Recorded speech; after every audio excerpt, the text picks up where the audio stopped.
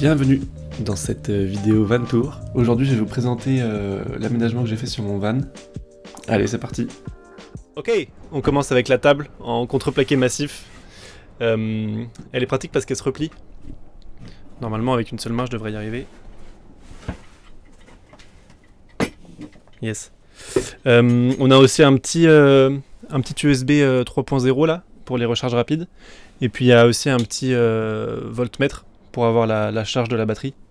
C'est pratique, ça évite d'éviter d'aller dans le coffre pour voir directement combien il reste. Magnifique fenêtre. La baie coulissante. C'est très pratique l'été. Bon là je la ferme parce qu'il y a un maximum de vent et puis il fait vraiment froid. Là j'étais assis sur la banquette et dans cette banquette là on va trouver les toilettes sèches. Donc c'est vraiment tout con, il y a juste à enlever ça. Et puis dedans il y a le seau avec le sac. Et il y a juste à enlever le sac, en mettre un nouveau et puis c'est reparti. Ça marche plutôt pas mal comme système je trouve. Là à gauche c'est là où on peut mettre le papier toilette, la sture, les sacs. Et puis là c'est là où je range la douche, du coup avec le rideau de douche et puis la bassine pliante.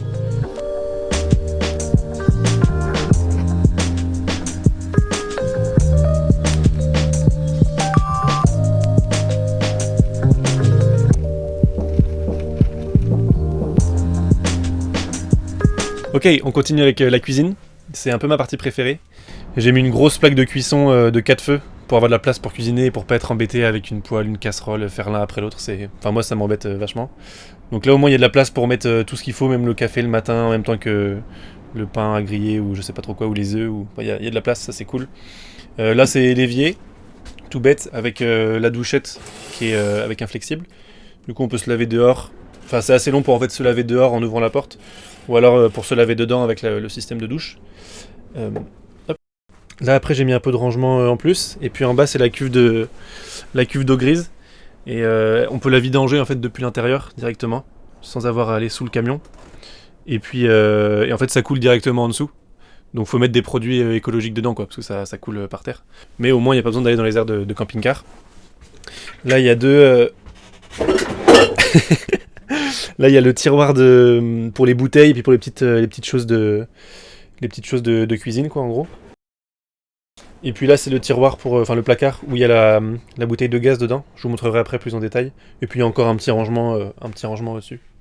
Là, petite lumière, ça c'est cool. Et puis là, du petit rangement pour les trucs qui sont pas trop lourds, genre les boîtes de thé et tout. En roulant, ça passe nickel. Après, les tasses, faut pas les laisser là, mais sinon, ça marche bien. Ouais. Du coup, le coffret gaz, c'est un coffret qui est étanche, avec deux petites fermetures. Il y a tous les raccords qui vont bien, le détendeur homologué, enfin tout ce qu'il faut.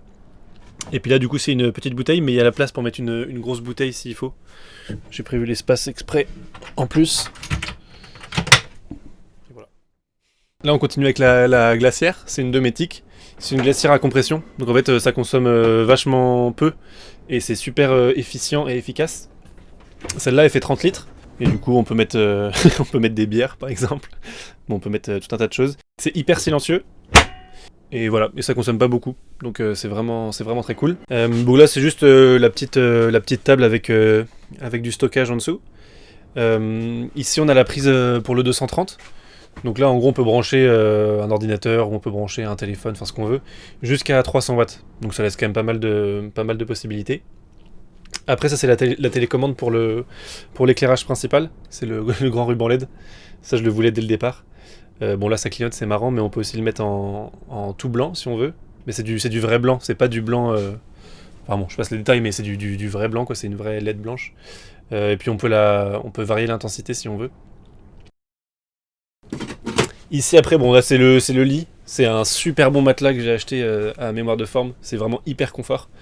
Et il fait 130 en largeur par 185 du bleu jusqu'au bleu.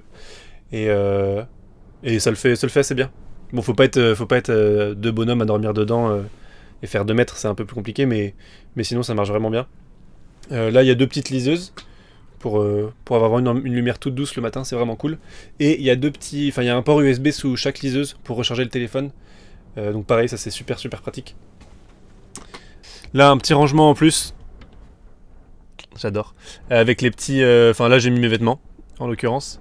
Et puis ça se ferme tout seul, ça c'est cool. Et puis là, ça c'est un truc que j'ai mis, c'est un lanterneau, mais où il y a un ventilateur intégré en fait. Et le ventilateur, il peut soit extraire l'air, soit le pousser. Donc c'est top, parce que du coup en fin de journée, quand il fait super chaud, on extrait l'air à fond, et tout l'air chaud du van. Et après la nuit, on met le ventilateur tout doucement, et puis ça met un peu d'air frais quoi. Et quand il est à fond, il est un peu bruyant parce qu'il est vraiment là en mode soufflerie. Mais là, je l'ai allumé, il est au minimum, on l'entend vraiment pas beaucoup. Et quand il est à fond, là c'est à fond. Et c'est vraiment pas mal ouais, comme truc, je pense. Et là, du coup, à l'avant, on a juste la capucine. Ça fait un peu de rangement en plus, c'est toujours cool. Et puis les beaux petits rideaux que ma maman a fait. Ils sont hyper épais. Donc en fait, la lumière, elle passe pas du tout au travers. Et ça isole pas mal du froid du pare-brise. Donc c'est quand même plutôt cool. Bon là, ils sont mal mis, mais quand on les met bien, ils viennent bien prendre partout.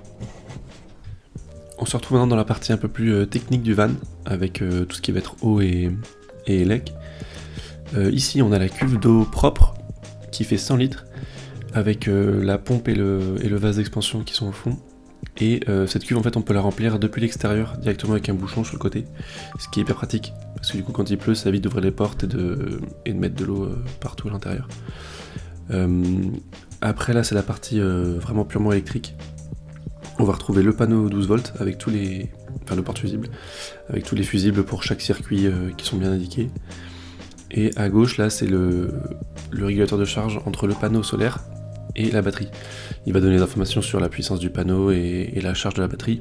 Et c'est grâce à lui qu'on va savoir s'il faut incliner ou pas le panneau solaire pour gagner en ensoleillement et en puissance de charge.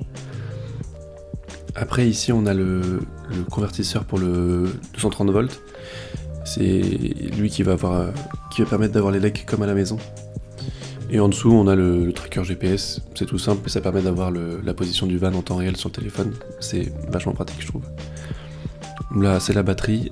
On va retrouver le coupe-circuit général pour vraiment couper tout le van si on doit s'absenter pendant longtemps. Et les gros porte-fusibles pour les circuits principaux. Après, il nous reste quand même pas mal de rangements dans le van avec des bonnes longueurs et une lumière.